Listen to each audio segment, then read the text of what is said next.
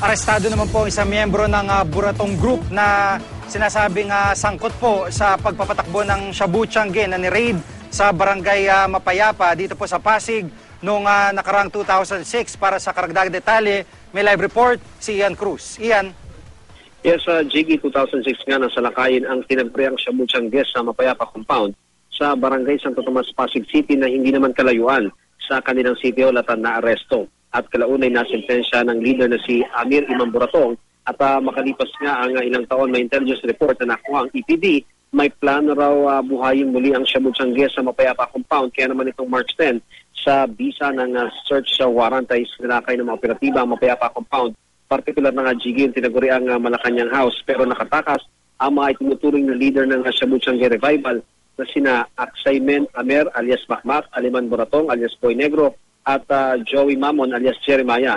Ilang baril kabilang na nga yung isang AK-47 rifle ang nakumpiska. Isang intelligence report ang nakuha ng EPD na ipinatago ni Makmak ang ilan pang baril. Kaya nitong Miyerkules sa pamagitan din ng isang search warrant ay tinungo ng mga operatiba ang bahay ni Alvin Quijano sa Palatio, Pasig. Nakuha nga sa kanyang posesyon ang dalawang M16 Baby Armalite rifle, isang kalibre 45 baril, isang airsoft rifle, 3 piraso ng transparent plastic sachet na may traces naman ng shabu at ilang drug paraphernalia.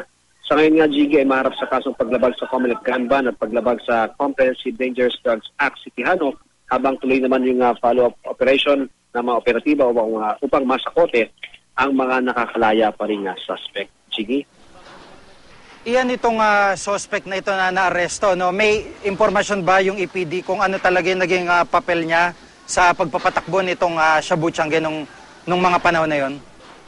Actually, Jiggy, ang binabanggit ni Chief Superintendent Peter Laurel, ang director ng EPD, ito daw si Quijano ay parang runner daw ito, no? Paminsan-minsan ay nagdi-deliver din daw ito ng mga items at ang kadalasang papel niya, siya daw yung pinagkakatiwalaan na mapaglagakan yung kanyang bahay ng mga high-powered firearms. So yan yung mga high-powered firearms naman, Jiggy, yun yung ginagamit ng sindikato kapag mayroong hindi nag-remit sa kanila o pag may nag-double cross sa kanila, yun yung ginagamit naman nila para mabalikan nila yung mga kalaban nila, Jiggy. Maraming salamat, Ian Cruz.